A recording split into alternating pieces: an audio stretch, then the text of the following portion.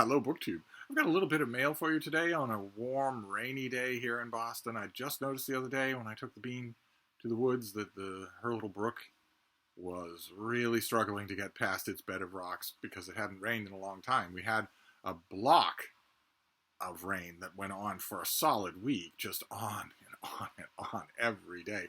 And then that cleared out and everything was refreshed. And then we went a while without, but it's lightly raining today. I don't think it's going to do more than lightly rain.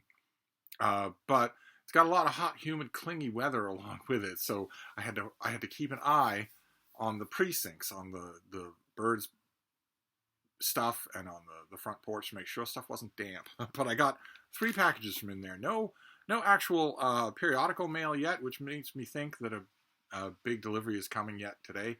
Hoping that I don't just reflexively open that off camera, because we're not supposed to open mail off camera. But the first package here, I suspect, is a violation of rule number 1. It certainly doesn't look like it comes from a publisher. For those of you who are new to the channel, rule number 1 on this channel is don't send me a book. Don't do it. If there's going to be book sending, it'll be me to you. I will send you a book. That happens all the time. Oh wow! Will you look at that? Okay. Well, yeah. This is a ratty old mass market paperback. Son of a gun. This is by Keith Miles and David Butler, and this is Marco Polo. This is a kind of a novel companion. Look at that! Great. Was that an '80s cover? 1982. Great '80s cover there with original artwork all the way around. Just amazingly good. There was a TV series about Marco Polo. I forget the name of the bohunk himbo star that starred as young Marco. That figure in the center there is supposed to be Marco Polo. Marco Polo almost certainly did not look like that.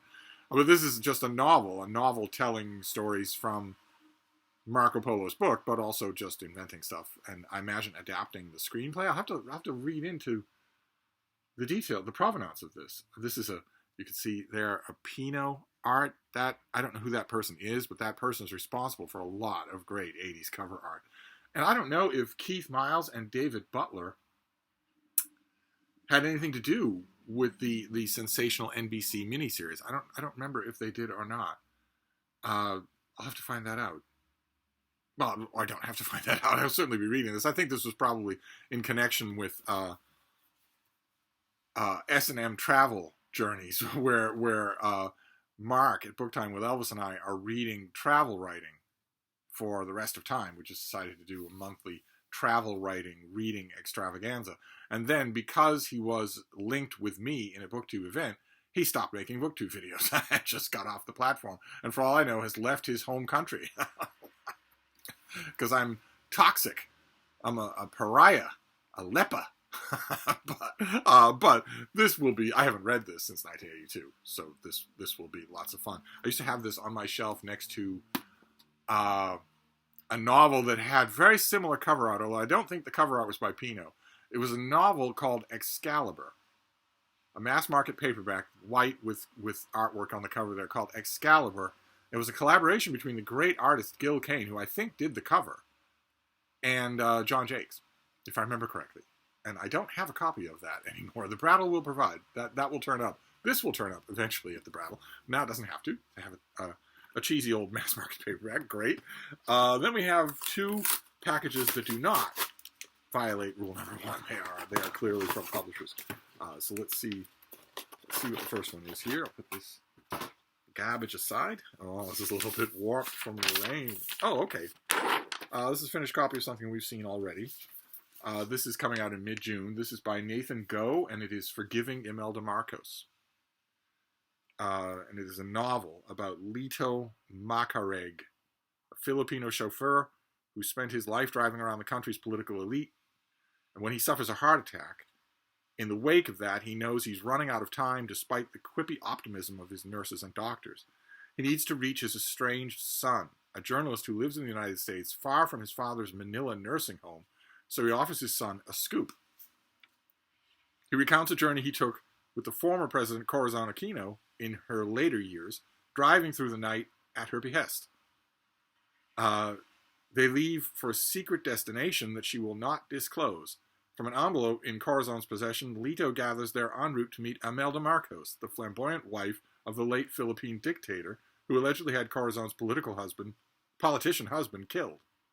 Once an unassuming housewife, Corazon rose up after her husband's assassination to lead massive rallies that eventually toppled the dictatorship.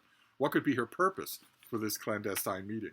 Do I remember right that this is the author's first book? Yes, it is. This is the author's first novel. Okay, so this is mid-June. I am slowly but steadily accumulating a shelf of June books. That's great. I hope the next book is a June book. I can use as many of them as I can get. The next one is a box, but it's a thin box, so it won't be one of the door stoppers that Steve tends to love. Let's see what we have here. And this will be it. Just a nice quick mail haul. Just as well, because Steve has lots of things to do. Almost enough things to do so that he is prevented from referring to himself in the third person. Steve has lots and lots of things to do, including a couple of Zoom chats. Doing a couple of Zoom chats on this channel that you're gonna find very entertaining, I hope. But also work.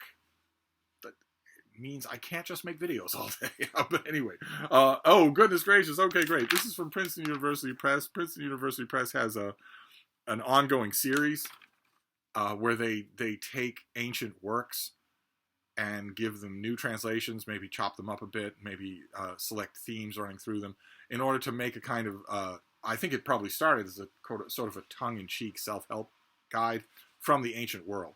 We've seen a whole bunch of them on this channel, and this is the newest one. This is from Seneca.